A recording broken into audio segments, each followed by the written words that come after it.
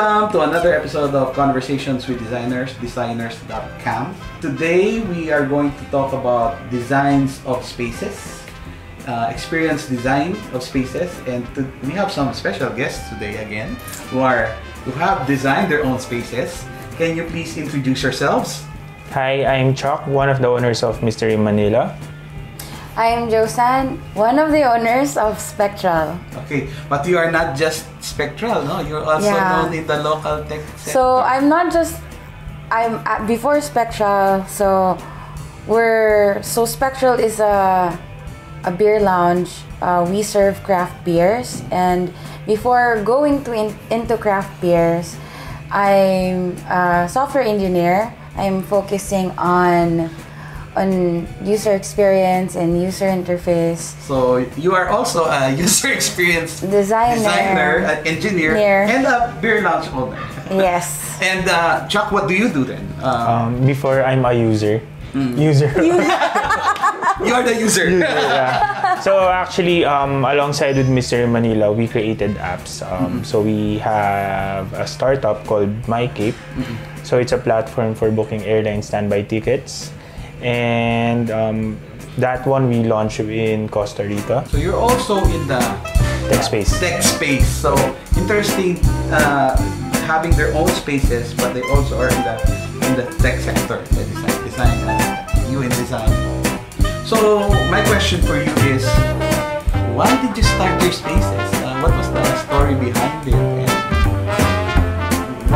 what made you think about doing and creating that space? We'll start with it. So for Mystery Manila, it's my wife during our anniversary trip. She booked an escape room experience in Bangkok. And then during that time, actually, I was a bit hesitant to join the activity because since we're on a vacation, we're trying to do something inside a mall again. I'm actually the same. I'm the guy who does not like going. Yeah, so while playing during the start of the game, I was a bit anxious about the activity, not really participating, but inside an escape room, you see your time dwindling down, and then the fact that I really want to finish the game to satisfy myself, just to finish the game. I got a bit competitive while playing. Reluctant but competitive. Oh, that's just a game. Yes, and then we finished the game, fortunately. And then right after stepping out the door, that's when we had an idea we should bring this to the Philippines. Okay. Alongside with that, 2 weeks after, our partners tried the same activity, and when we discussed after what do you think about the activity, they said, I think it's really gonna work in the Philippines. Your experiences align, no? After you do the activity, your partners do that. Suddenly, let's do it. Correct. How about you? How did you start? We just like beer.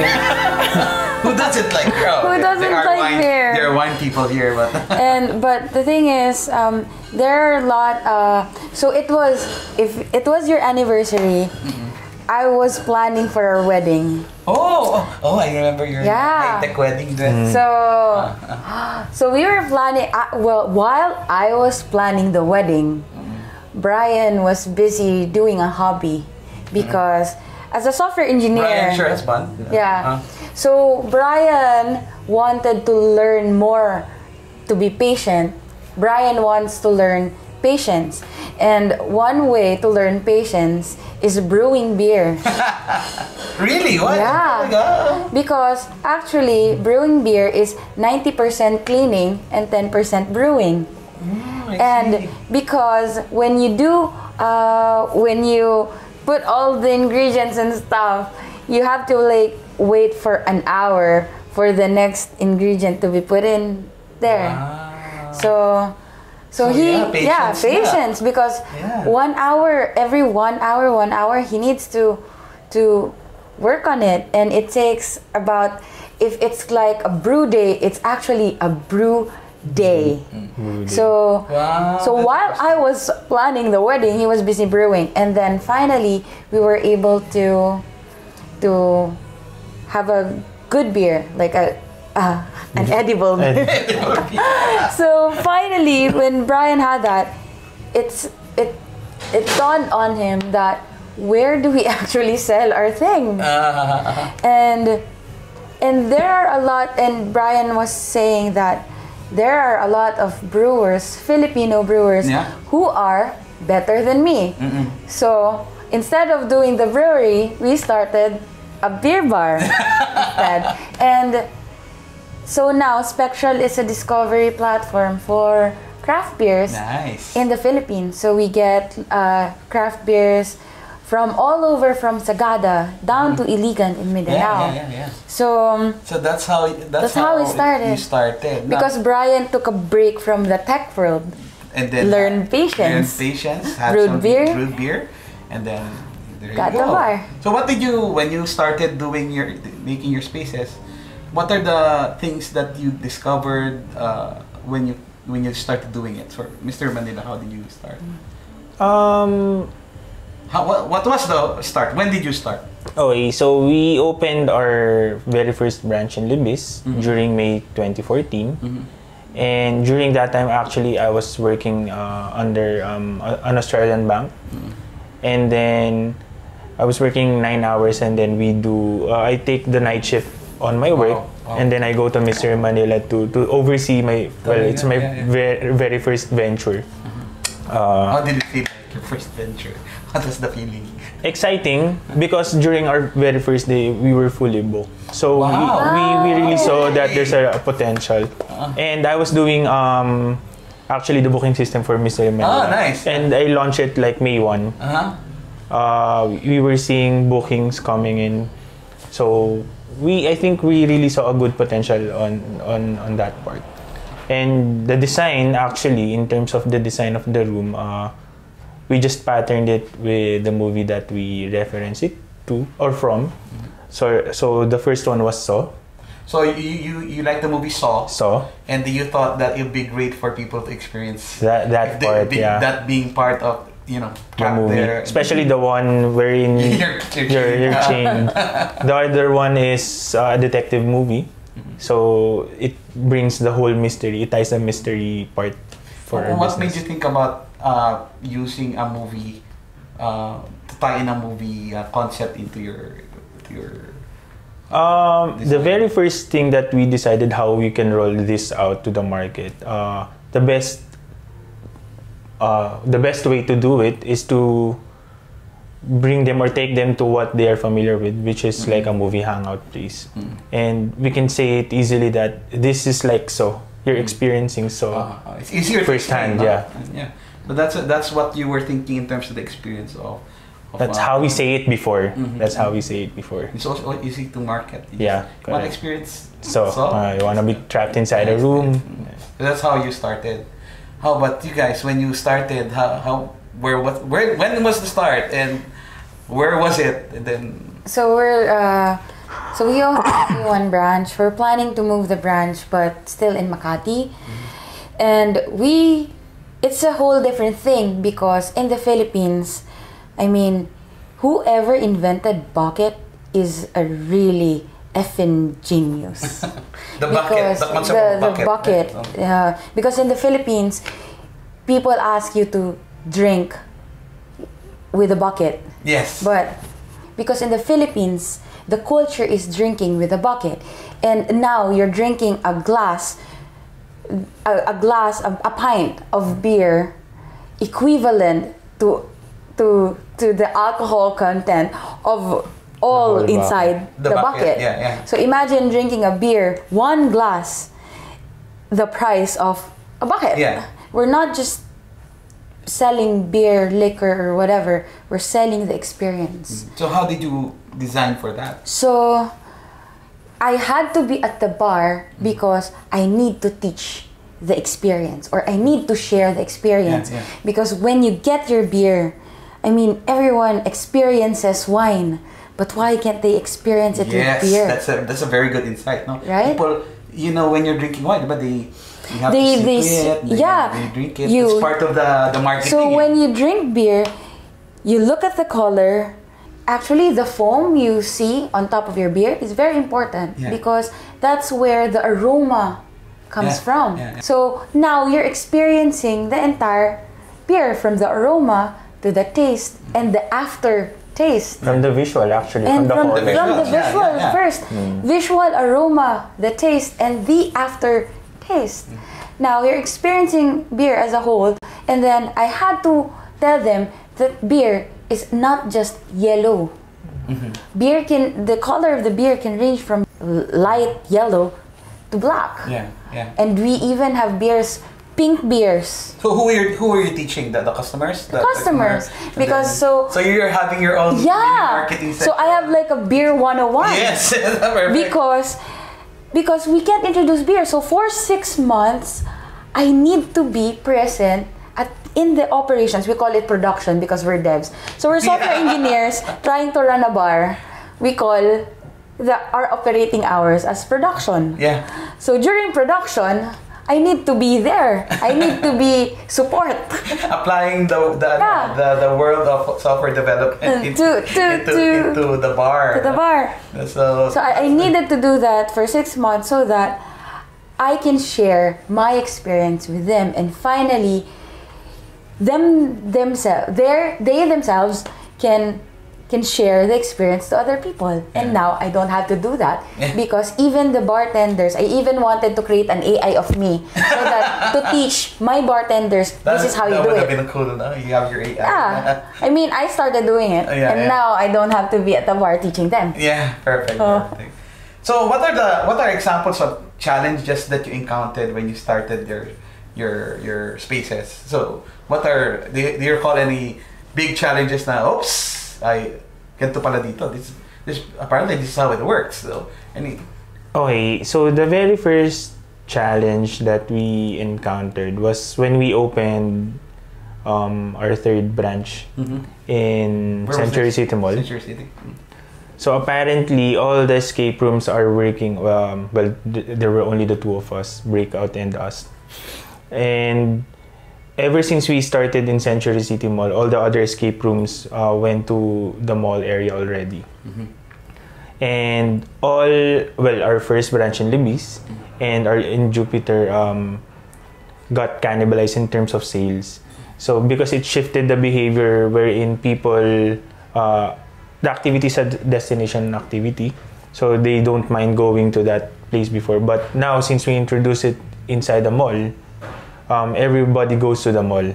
So in short, we really can't fight foot traffic. So it helps the sales. So your challenge was because it was other branches or your competitors are coming in, copying your idea. They also now, but they're having their locations in the mall versus your original locations were in different, like in Libis, it's somewhere out of the mall, and also in Jupiter. Correct. It's also outside the mall. So you started with Century to counter that traffic. Yeah. And did it work so far? So far, yes. And luckily for Century City Mall, it's one of our biggest. And nice. What's the theme there?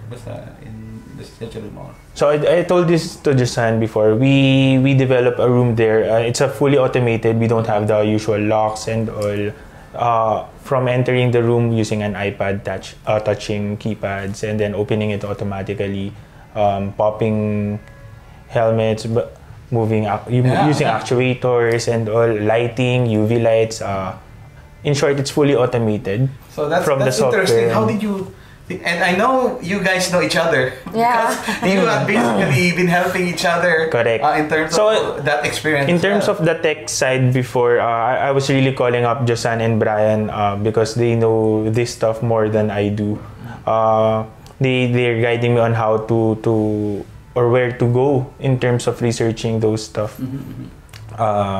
And when I tried one in the US, I think we tried the same. Yeah, we tried the same room. Same room. So we were in Chicago. No, not the Mission Mars, but the same company. Same company. So you went there and everything was automated? Not really. They still use locks, but the automation itself and the experience, it's actually on another whole new level. That's that why the made you idea. aware, no? Correct. And I was telling my story about him, like, you know what? This mystery, this room, it's so awesome. We should do it in Mystery Manila. And he said, yes, we try that exact room. And so you brought that here, that experience. Yes. So it's called the Escape Game. The company in the US. They are one of the best actually in the business. They do have their own fabrication production house. Wow. They fabricate That's their what own. It takes, huh? Correct. They design their own electronics. Wow. So did you discover the things that you needed? So how did you solve Prior to that, when we opened our 30th branch, we already have deployed. You're already in how many branches now right now? We have 4. But we have 4 because we moved our Libis to inside Eastwood already. Yeah, right. Well, technically it's 5, including the Boracay. So going back, when we opened 30th, actually we have the Star Wars room. So we communicate. This is in 30th Ayala, right? Yeah. Ayala 30th. I'm relating it to IoT because Internet of Things. IoT, Internet of Things. We have a Raspberry Pi which communicates to the TV. What video to be played, turn on the TV. I think also RFID, right? RFID, NFC, yeah. Nice. And QR codes inside the. That's so amazing, no? I mean, inside a room. So the way you had thought about it, and the way you had designed it, you now started incorporating a lot of Internet of Things. Correct. And so that's your big experience change that you had introduced. Yes. I know you have other innovations as well. Let's go back to you. I know for a beer lounge, you have some of the most innovative ideas that you have started. Yeah. Can you tell us some So of the maybe we innovations? started with all the processes because first things first, we're software engineers trying to run a bar. Yeah. So how do we do it? Yes. Agile. Exactly. So it's so funny when you mentioned to me this before. Wow, a beer place that is running things in an agile way. How's that? So we have Jira. It's a project management. You have Jira For Spektral. Spektral. That's so crazy. Yeah. So we have Jira. So we create tickets. Imagine from the one who cleans all our pipes, cleans all our beer lines, to our bartenders, to our purchasing officer, to our admin, to everyone, to me, and everyone in the team uses Jira. I mean, I recall you also told me before. Yeah, so everyone's in Slack too. Yes. So imagine, so Slack and Jira, for those who don't know, are software development tools.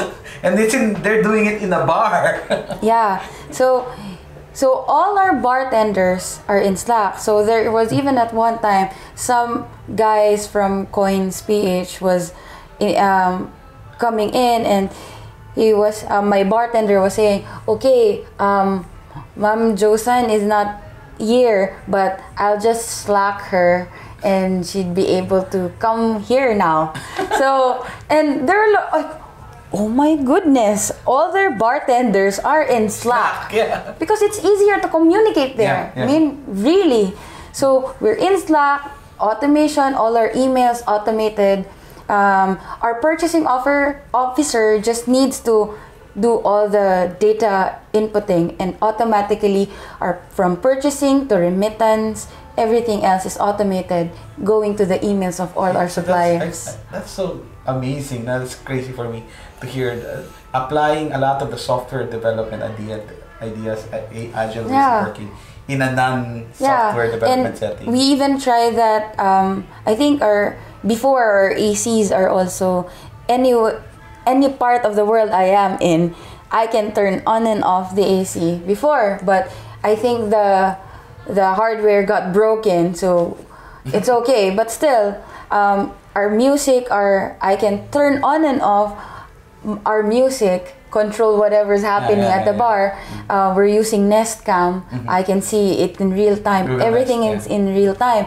POS is cloud-based, so I could input inventory. So there was even a story while I was in Tagaytay, and then all our bartenders are calling me, "Ma'am, this item is still not in the price list. We don't have a price for this." So I'm like, okay, give me 5 minutes. I need just to enter and synchronize all your iPads, because each bartender have their own iPads to take in all the orders, so that it's all documented.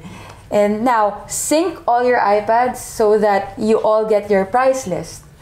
So it's so hard for us if we cannot remotely control what's happening.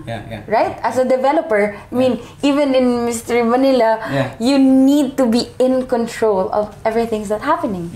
So, how about you guys? What innovations did you, aside from, you said you started doing IoT, what other amazing innovations did you think So about? in terms of game mechanics, before we have a gamekeeper inside the room. And when we subscribe to this software platform wherein you can automate your clues, your timer, and all synchronize puzzles to be given inside the room, it helped in terms of automating the whole process. So there you have your briefing video, the game mechanics under one hood. Because before we do it in front of the store and then line up. Now you can go to the room directly and then watch the briefing video. It saves you time. And at the same time, the clues are standardized because some of the customers before, they said the clue given to me is really vague, but now since it's standardized, it's unified, uniform for everyone. What does it take to manage and maintain amazing experiences for spaces like what you've done? So what did it take to get to that quality that you're maintaining now? I think the process. You have to get everyone on board to have a vision that we should have a unified clue system, automation and things and stuff. It's a bit hard because some of the people are not really tech savvy. So you have to introduce how to input the code or use the dashboard that we're using, or rewire and even solder just in case that the props. So you have to teach them how to solve. Correct. So before it was all me, and there was a time that I really have to split. During Josan's wedding, I have to run and troubleshoot a problem because it was near the opening of our 30th branch. Wow. So you had to leave. Yeah, and that's why from then on I created like a documentation on what to troubleshoot if this happens to this puzzle. If you need to troubleshoot, make sure you do it before you do everything before you call me, so we can skip the basics and all. So do you get to sleep pa ba? You still able to sleep? It's fine. Well, now yes. Because everything's set up. Correct.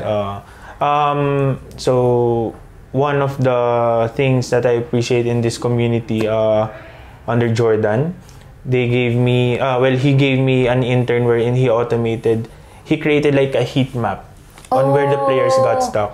Nice. So I'm trying to incorporate it by next year. Actually, it's a very good system wherein you can also input your clues. That's also part of experience design, huh? Correct. Yeah. So if you're really into design, game design, you will see how the clues are being utilized inside the room. And also to add to the game design, since escape rooms are space conscious, you really have to design how the players move inside the room. Some of the spaces kasi it offers you to go from one space to another, and then you don't go back. So we really make sure it's like you're inside the house. You go to the kitchen, you go to the bedroom, you go to the sala, and then you go back to the kitchen. That's how we do it. But in a way or in a manner that the customers don't get bored or frustrated. Why am I going back here? So that's how we do it. So those are your considerations na yung being fun but not getting too frustrated at the same time. And at the end of the day, the design should be solvable. To make sure that the customers enjoy their game. You have to figure out the balance, no? Correct. And Jordan is another friend of ours, a designer friend of ours. Hi, Jordan. Hi, Jordan. The tech community as well, and he had basically helped you with one of his interns. For that software. So we're trying to integrate that. So those are the things that it takes to make something like the Mystery Manila. What does it take to manage a high-tech bar, high-tech beer lounge bar? It's so hard because at the end of the day, we're a brick and mortar store. Yeah. And my husband Brian is also a software engineer. We need to stop being the head of R&D. Yeah. And to become like real CEOs. Yeah. Because just last night, Brian was saying, can I buy a 3D printer? And I'm like, for the bar? Why? You have to justify it. And he's like, oh, I can't justify it now. But the RFID things that he just had delivered, or I don't know which one he got delivered, but I saw like new soldering irons. I mean, he was saying that, hey, I have this new did you see my new soldering iron? I'm like, yeah. I saw all your stuff there, all your electronic stuff, and like a workbench, because we wanted to implement that. So when you want to go to the fridge where all your beers are, he want all the beer bottles to have an RFID, so that when you get it, so when you get it, and sensor, so that when you move in front of the fridge, the light turns like on, and then when you get the item, it gets documented. Because how do you document for lost bottles or lost beers? And even that's amazing. And even so now, the things that Brian bought would help us. It's both engineering and tech in one. Yeah. We have this sensor that for each fridge, for example, this is the beer fridge or the chiller that has to be 3 to 7 degrees Celsius only. So it alarms if it's not 3 to 7 degrees Celsius. So that's what it takes. That's how you control deploying everything. all the sensors, deploying all this, gathering all the data, making sure it's real time. Yeah, and even the customers. So that's how we do it, because that's just the Spektral experience. Now I have 1.5 years worth of data wherein I know which beers sell to most women. We can automate our purchasing now. So all our stocks, inventory. So you're now going beyond just that. You're also tracking now the inventory. Yeah, because the experience of the admin. Yeah. So for the logistics department, it has to be another experience for them. That's what it takes. People to so design hard. a bar experience, and that's what it takes to do a game experience. All right, so thank you, Chuck, thank you, Josan, for sharing your. Thank you for inviting us. Thank you for inviting space us. Experience design, and invite them to your spaces. So guys, check out mysterymanila.com. There you can see our branches. We have 2 in Makati, 1 in Pasig, and another one in Libis Eastwood. So for us, we're inviting you to, if you love beers, if you want to experience beers from different places all over the Philippines, visit us at Spektral. You can just log on spektral.beer and you'd go to our page, and yeah, come over.